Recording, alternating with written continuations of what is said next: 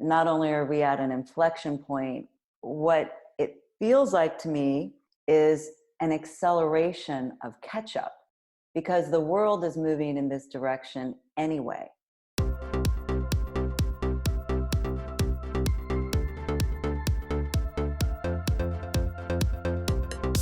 I'm Dan Smolen, and this is the Tightrope podcast. We tell the stories of people who are defining the future of work.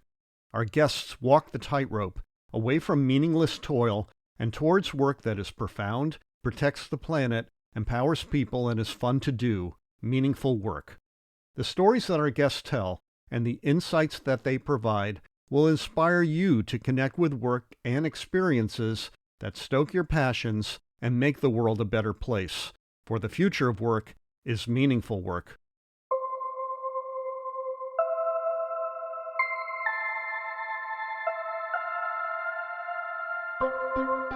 Last week on the Tightrope podcast, we turned to Carla Fleming of Pivoting Strategies to leverage her time management hacks to make the remote workday both productive and successful.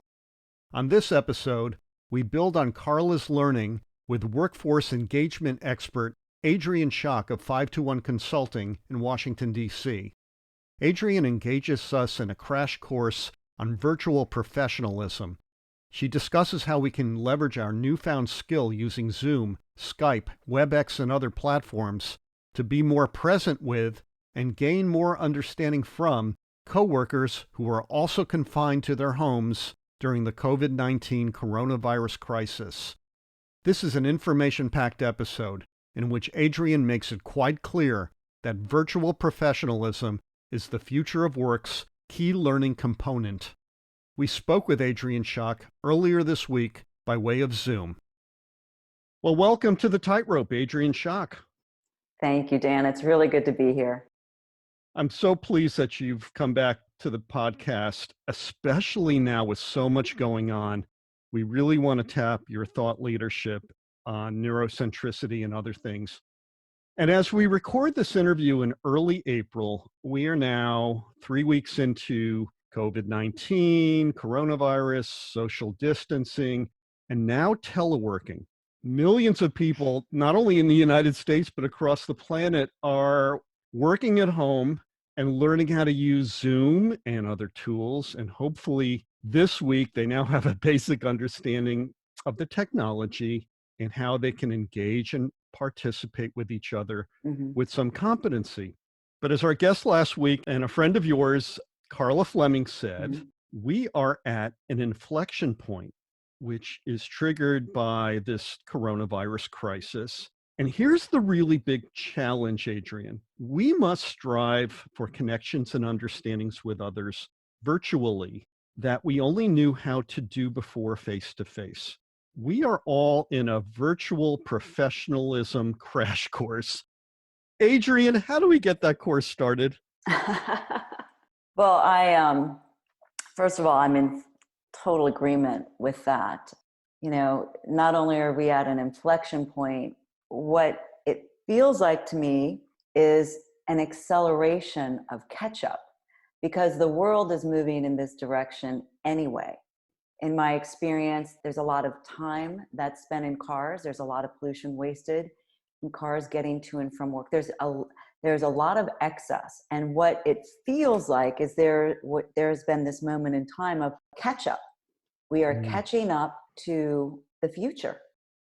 Catching up to the future is something that we've been playing with over the last 5 years. So this idea of remote working, for example, well, organizations have been, stepping into it. Some have been, resisting it. And all of these organizations do what's best for the organization.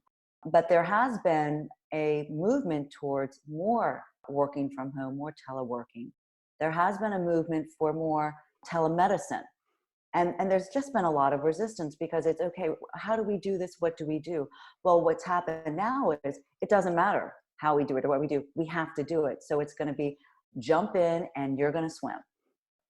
You mentioned the virtual doctor's meeting. We both had that experience on Monday. I for myself, you for your son. And it's interesting because, like you said, whether or not we're ready for it isn't important. We have to do this now. Right. We're doing it now. It's not even we have to do it. It's we are doing it. We don't have choice, which I think is really interesting. In many ways, this is just a great opportunity for all of the folks who are saying, you know, I don't understand technology. I don't use technology. Well, they are now, and they can do it. Indeed. You know, it's hard enough to get two people face to face with each other and feeling each other's energy Mm-hmm. and their presence, you know, whether that's in a formal or an informal setting, you know, a business meeting or a gathering of friends or acquaintances. We are social creatures. We want to feel each other's warmth, literally, and we're tactile. We like to touch and pat each other on the back and look in each other's eyes the way we're doing over Zoom right now, but in real space. But we can't do that anymore. And one of the reasons I wanted to have you on this week is because I feel like we have an opportunity to talk to people who have been on quite a few Zoom meetings in the last week and just feel like, okay, I can see you, but I don't feel you. Mm-hmm. Now, you describe a process called, and correct me if I'm wrong, generative listening. Mm-hmm. What is that, Adrienne, and how can it help us get the feels, so to speak? Sure. So there are a couple of things around generative listening, and generative listening stems from the work of Otto Scharmer from MIT, and he introduced these 4 levels of listening in his program. I think it's called Transforming Self, Communities, and Organizations. But regenerative listening is level 4. It is the highest level of listening we have available to us. And it is a level of listening that generates possibility. But what precedes level 4 generative listening is level 1, which is where we're listening for what we already know to be true. It's validating what we already know. On social media, 90% of all of us listen at level 1, and social media is basically all level 1 listening. It's, oh, yes, I know that. I'm aligning to that. These are my peeps. That's where I'm going to spend my time. Level 2 is listening for what you don't know to be true. You're listening for what is inconsistent with your beliefs, hypothesis. Many scientists, for example, use level 2 listening when they're always looking for, okay, what is inconsistent with my hypothesis? And they make a note, because what is inconsistent with our beliefs is usually discarded by the brain. We let it go. It doesn't hold on to it because it doesn't think it serves us well. There's no connection in these 2 levels of listening. One is validating and testing. So what we're looking at level 3 is empathetic listening, which is the level of listening that I am experiencing from the space in which you're speaking. And that is where connection begins. So when you and I are talking about our week and what happened today and our doctor's visits and the world changing, I'm listening from the space from which you are speaking. I'm putting myself in Dan's shoes.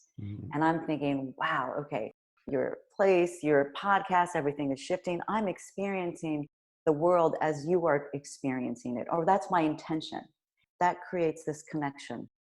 Level 4 listening is generative, which means that when 2 people are listening from the space from which the other is speaking, we're in connection. And that connection creates this field of possibility between 2 or more people. So we can create something that hasn't existed before, just based on the way that we're connecting and experiencing the world. So what happens is I'm not feeling threatened. My nervous system is at ease. I'm feeling safe, connected, and respected. Amanda Blake from Embright talks about the 3 nutrients: safety, connection, and respect. These things are what we need to create. This is what we need to create. And when we have that, when we don't feel judged, when we don't feel stressed, we are open to receiving possibility, and we're open to innovating. We're open to a different form of possibility. What you're describing feels a lot like what my wife, who has a theater background, would describe as breaking the 4th wall. The walls that we build for ourselves in social media are comforting because we're hearing things we want to hear because they validate some instinct we have or some belief system that we have. We are all now in social media. I'm literally looking at you. I'm virtually looking at you on my screen right now, Adrienne, Mhm. but I'm not in your physical space. Mhm. But in a way, what you and I are doing right now is breaking the fourth wall. That's the fourth wall would normally be between the stage and the audience. Yeah. You're actually talking directly to them, and in a way, it's the same kind of concept. We cannot be in the same physical space, but we want to use, like you're saying, through generative listening, all those skills that we would normally use in a literal face-to-face setting. Right. Well, what we're talking about right now is our ability to be fully present. Mm-hmm. So when we're fully present, and this is the hard part with virtual telework, virtual classes, we have to turn off our phones. Mm. All right. We have many things to distract us, but because we have to pay attention and listen intentionally, so we have to be present and we have to be intentional about what we want and what we're experiencing from people that we're connecting with virtually. So right now I can see your head and your shoulders. Mm-hmm. I can't see your lower part of your body. I can't see, where's your heart space? What are you doing with Mm. your hands? There's so many physical and social cues that I'm not able to pick up right now Mm. with my eyes. But when I'm fully present and I'm grounded and I'm listening for connection, I have more information to energetic information. It's going to sound a little woo-woo, but energetically, I'm able to figure out what's going on. My brain and my nervous system's able to sense into what's actually going on with you. So I can, am I safe? Am I connected? Am I respected? Like what's happening? Because I don't have access to all those physical cues that I would get it in a face-to-face visit. So you described something that I often relate to as soft skills. I don't know if that's the right term, but it's the nonverbals that people send out. It may be the way they blink their eyes after a difficult question is asked, or Mm. like you said, what they do with their hands, what they do with their feet. Are they nervous ankle twitchers? Maybe something has made them feel uncomfortable. And, normally you'd see the person twitching a bit. You don't Mhm. necessarily have that. I bring this up because, while the economy is really in a topsy-turvy state right now, there is interviewing between hiring manager and prospective Mhm. hire going on right now. It's going on in this milieu, Mhm. virtual space, Zoom, Skype, Webex, whatever the tool is. How do we use our new skills now in a way to be more present Mhm. in the conversation? Now, I feel your presence, Adrienne, because you really are a genuine person. I know you. I've spoken to you many times, and I can feel your energy. But if I were a hiring manager and this is our Mhm. first experience, you wouldn't really know anything about me. So let's offer up some practical experience. If, let's say, I'm a hiring manager and you're a candidate for a job or vice versa, maybe to set some engagement expectations so that we both feel comfortable with each other. Do you have any thoughts about that? I do, and a couple of things that come to mind that I want to share is, first of all, when we're in an experience of a Zoom or a one-on-one, look how close we feel to each other's faces. We would Mm. never ever be that close in a face-to-face conversation. Right now, I feel like I'm about 1 foot away from your face. Okay, where I would normally be is in possibly in a conference room. So what we want to do is we want to take our laptops and we want to get as far away so that you can see the upper body as much as possible, right? I want to be able to share my heart space. I want that screen to be up. But this is sort of like what we want to see here is you can see my upper torso. There's And a lot of information that I can share right now.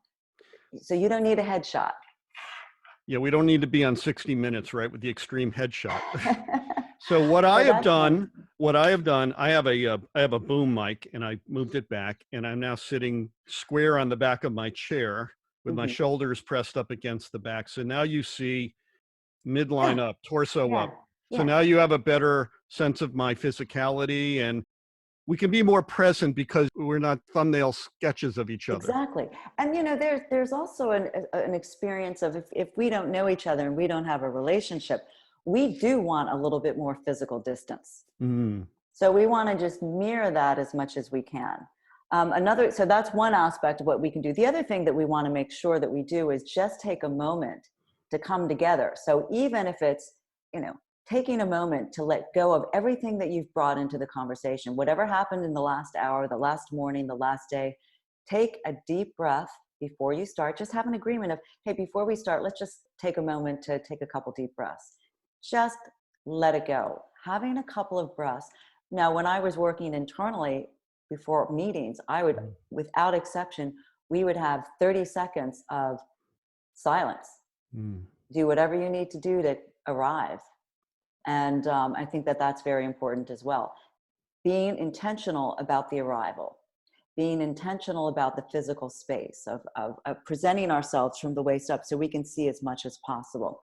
Another thing that's really important and quite helpful when I was working with sales teams and helping them prep for virtual demos. So what is it that we need to do differently when we're trying to influence a prospect or a client when we want them to buy something and we can't see them? So in the virtual demonstration space, you see a screen, you don't see everyone.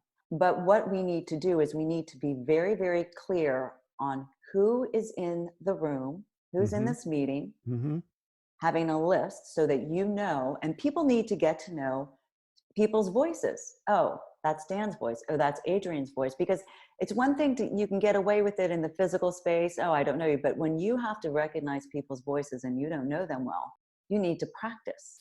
And in that, when we listen to what comes out of people's mouths, we need to listen for the level of positive to negative expressions. So if we don't have the physical information that we need to be listening for how many positive expressions are they saying? How many neutral expressions are they sharing? How many negative expressions?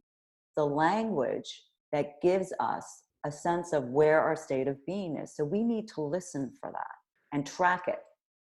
I think you brought up something that relates to intent as well. You said something that reminded me many years ago. I had a hiring manager who always insisted on putting me on speakerphone. And I said to this gentleman, no. And he would say, why? I said, because I don't know who's in the room. Right. And we're talking about private conversations here. Mm-hmm. I think the same thing goes into, I don't know if your children are in the room. I might say something that's sensitive that I don't want them to hear. You don't know if my family's in the room and maybe there's something that we're talking about that's private and you don't want to divulge it. Mm-hmm. The same thing could be said in a big Zoom meeting with all those little Brady Bunch pictures on the screen, right? That's exactly what they are. That's so funny. Exactly. I love it. Yeah. We need to give ourselves permission to ask the question, okay, Adrienne, I need to ask, are we the only people in the room right now? Can you wave that camera around and show me? And I will do the same, because we're not in literal space, we're in virtual space, and we have to make it as literal and as real as possible. Right. Well, I think that speaks to not only intention, but it also speaks to the boundaries that we need to create for ourselves to be comfortable and the people that we're talking to are comfortable. Now, many of us are having to share spaces, small spaces, with two children who are in school and two parents who are working, and we're trying to figure it out. And there are conversations amongst all of us that need to be private. Right. And how do we make space for that? So I think to your point of, hey, is it my preference is to be on mics. Can you do a headset and a mic? We don't want to do, for the purpose of this call, we don't want to do any speaker calls. And there's enough anxiety right now in the world for children. And believe me, any kid that's in a house is going to be listening for everything that's going on around them. Oh, yes. And if they sense that there's something going on or a problem at work or anything like that, they're all in. They are all in. Yes, I agree with that. I have an 18-year-old. She's an adult now. But I have friends who have pre-kindergartners, and they are auditory sponges. Yes, they are. And, as they should be. I think that this is, how we're using our technology requires boundaries, and it requires testing and experiences. And it requires our ability to say, you know what, I'm not prepared to have this conversation right now, Mm, but can we schedule it for later this afternoon when I have a little bit more privacy? Or can we take it offline and I'll go for a walk outside on the phone? I think that's a great idea. It's very, very important to manage how we're controlling the stress in the house when we're sharing. When I say house, I'm saying the apartment, the flat, whatever the case may be. We need to be able to manage that very, very carefully, because everything that's happening to us has spillover to those people that are around us. Here's another thought that popped into my head. You know, we're each of us on our own little merry-go-round, which is going really fast right now. Mhm. We are, our significant others are, our children are. I mentioned to you that my wife is a public school teacher.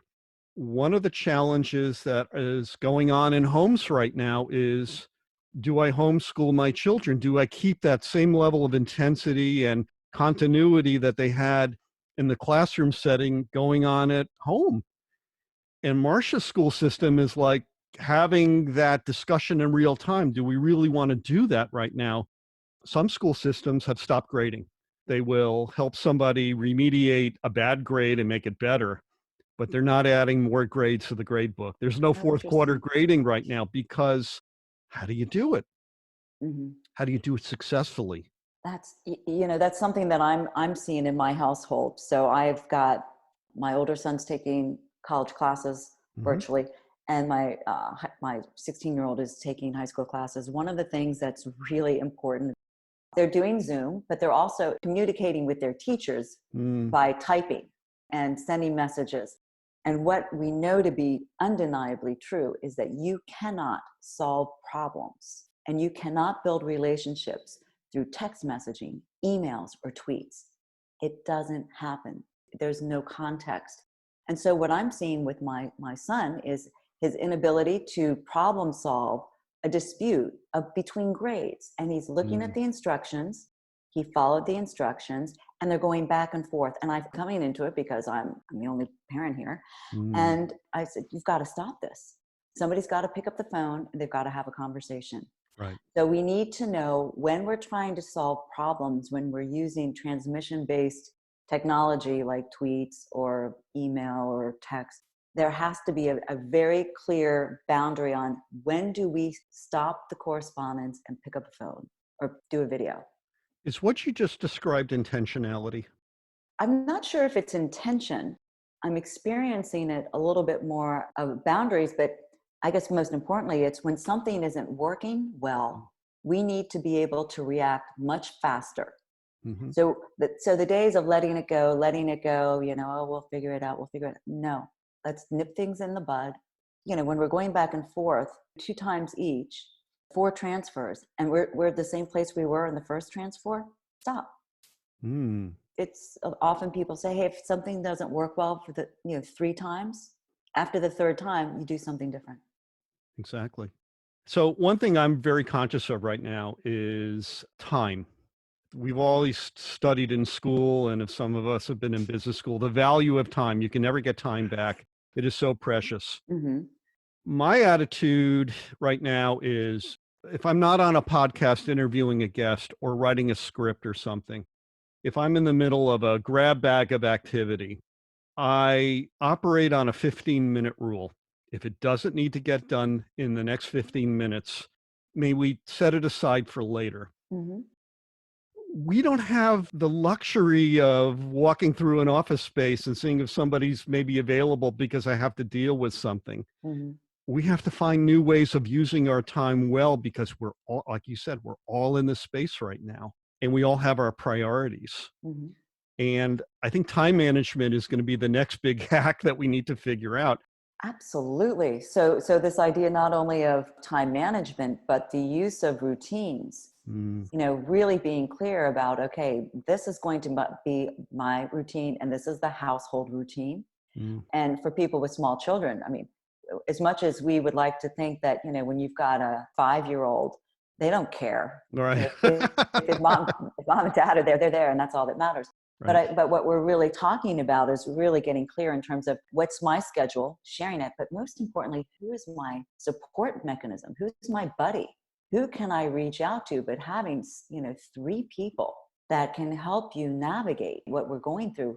We Mm, need to have someone that we can lean on, and we need to have partnership with that. We can't just walk down the hall and, have a quick conversation. We need to be mhm. able to go to someone and really have that agreement of, okay, we'll be a support buddy. I think that's incredibly important. And the other thing that's incredibly important is everyone needs to get outside every day for Oh, 20 agreed. minutes. Agreed. You have to Agreed. see the light of day. You have to see the light of day. All of these things take work and commitment and intentionality, that's for sure. Mm. But to really understand what is the level of support that I need and where am I vulnerable. Another thing that a friend of mine has, they're having virtual happy hours at Friday at 4 o'clock with his company. I love that. And yeah, and it's on Zoom, and everybody gets their drink of choice, Mm, and they just say, okay, how you doing? What are you doing? And it's a great way for this manager to see really how is my team doing. The teams are not spending time together. The teams are working with their, the parts of the other functions that they need to work on. Intact teams aren't always working together in that intact team. They're dispersed and they're working with clients and other functions. But how does a manager know how that team is doing if he doesn't talk to his team? In my experience, most managers aren't talking to their team. They talk to their team when there's something wrong or when right. they have to introduce something. They're not checked in because that they haven't had to be. Now they've got to see what's the well-being like on my team? Who is vulnerable? Because there are people who are not going to be doing well. And if people don't know who they are, it doesn't matter how much work you have. If somebody is sick, their kid is sick, their parents are, I've got 2 parents in Florida who don't think anything's going on with this Mm, virus. mm. Like, we don't wear masks down there. We don't wear gloves.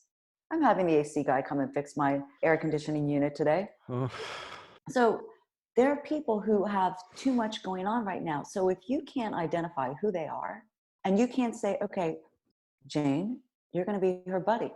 John, you're going to be his buddy. And whatever they can't get to, you can pick up. You can and just have the volunteers who can volunteer to take more on their plate this week. And every week, who can pick up more? Who has to give? Who has to let go of something? And really start looking at managing balance. Because when people have too much going on, they're not doing their work. They can't. And you don't want them to. You don't want them to. that was my career 35 years ago. I was like Lucy and Ethel in the chocolate manufacturing line, going faster and faster. It doesn't work. You have to find balance, and you need to see who has capacity and who doesn't have capacity every single week. Adrienne, you made me think of something, of a discussion I was having before this whole COVID-19 thing happened. And that is that we must operate on the notion that anyone we speak to is dealing with something difficult. Mm-hmm. And that's empathy. And you and I talked in our pre-call about that's even the case with somebody that we don't have spiritual or philosophical alignment with. Mm-hmm. So this idea of having a buddy, somebody who maybe isn't in our daily lives dealing with the granularity that we deal with, but is empathetic, Mm-hmm. and we can be that way to them. This is going to be something, especially now that we are virtual fish out of water. We need to think about our emotions and our emotional health. Right. Well, and I think you're speaking to what's most important here. And when we're looking at, you know me for years, but the basis of what I do is really looking at when we are in stress, Mhm. when we have stress, our ability to be productive, our ability to connect, our ability to innovate is diminished, it's limited, because stress shuts down executive functioning. Stress inhibits exactly what we need for work in order to do a good job. Right. And knowing this, so knowing that, okay, if I'm not getting from someone what I need or what I'm asking, instead of this idea of, you're not doing what I want, or getting angry or frustrated, the question for that person has to become, what do I need to do to get that person to feel more comfortable? Mm. What can I do to put that person at ease? so that we can have a conversation that is free from stress, free from fight or flight. And maybe we just have an informal conversation and say, let's talk again in 2 hours. But that person needs to feel some level of safety and connection and trust. I mean, safety and trust right now is everything. Right. And that's what people need to do to kind of ease their stress, I believe, in my experience. This has been such an interesting conversation. I thank you so much for your time today. We will point our listeners to your social media connections on our show notes page for this podcast episode. Thank you again. Have a wonderful day. Take care. Thank you so much, Dan. Good talking to you.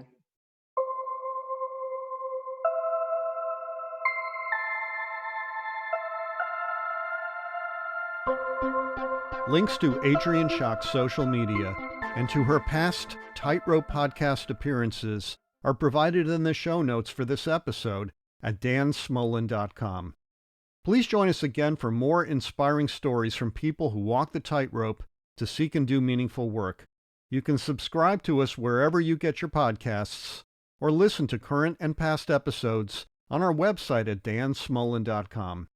I'm Dan Smolen, and this is the Tightrope Podcast. Together, let's walk the tightrope to find and do meaningful work, for the future of work is meaningful work. And do remember this, our best days lie ahead. Let's connect again next week. Stay socially distant, everyone.